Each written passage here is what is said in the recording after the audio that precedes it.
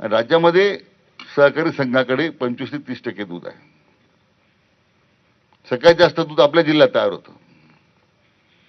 महाराष्ट्रात 1,80,00,000 लिटर दुधाचं उत्पादन आहे. त्यामध्ये 53 लाख लिटर दूध एकट्या नगर जिल्ह्यात आहे. त्याकडे काय सांगतो मी आपल्याला की या बाबतीमध्ये शेतकऱ्यांच्या दुधाला भाव मिळाला पाहिजे, ही सातत्यानं आज मागणी नाही, अनेक प्रत्येक मागणी होत आलेली आहे. आणि त्यामुळे आपण कुठेतरी याला बंधनं घातली पाहिजे. आज सर्रासपणे सहकारी संस्था, खाजगी संस्था आज शेतकऱ्यांचा 26-27 रुपये भाव खरेदी करतात. एक जयंत पाटलांचा संघ आहे राजाराम बापू, गोकुळ आणि वारणा, हे 3 संघ 34-35 पर्यंत गेलेत. बाकी सगळे संघ जे आहेत आज 26-27 रुपये दर देत होते. खाजगी प्लांटचे लोक त्याच पद्धतीने दर देत होते.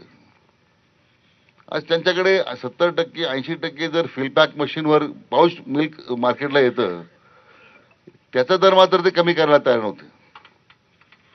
इकडे शेतकऱ्याचा दर दुधाचा कमी झाला तर तुमचं ग्राहकाचं विक्रीचं दूध सुद्धा तुमचा दर कमी व्हायला पाहिजे, तसं होत नव्हतं. अनेक 2दा-3दा बैठका झाल्या. शेवटी त्यांना मग निर्णय केला की 30 रुपये तुम्ही दिलाच पाहिजे भाव शेतकऱ्याला, आणि 5 रुपये आम्ही तुम्हाला आता कायमस्वरूपी आपण अनुदान द्यायचं 1 जुलैपासून ठरवलंय.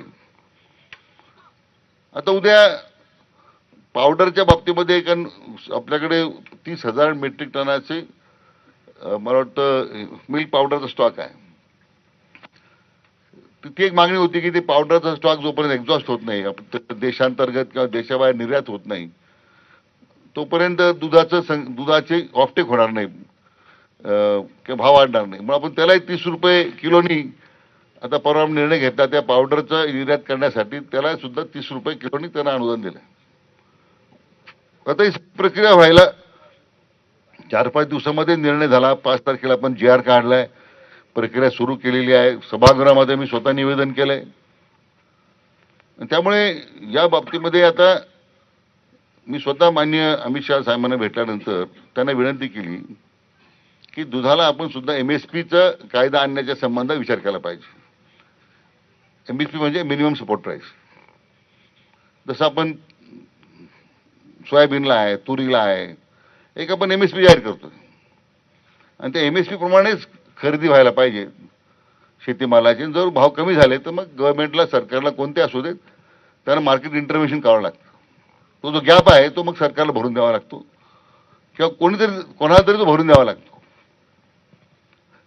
MSPचा कायदा आपण आणला म्हणजे मग आपोआपच या दुधाच्या किमती ठरवण्यासंदर्भात त्याला कायदेशीर आधार मिळेल. त्याची पावलं आपण उचललेली आहे. आता जी मागणी आपली दुधाच्या भावासंदर्भातली आहे तर मी आता सभागृह चालू आहे. सभागृहामध्ये परवा मी काही धोरण जाहीर केलंय. मंत्रिमंडळाचा ठराव झाल्यानंतर विधानसभेत मी माझं निवेदन केलेलं आहे. त्यामुळं आता सभागृह चालू असताना मला बाहेर निवेदन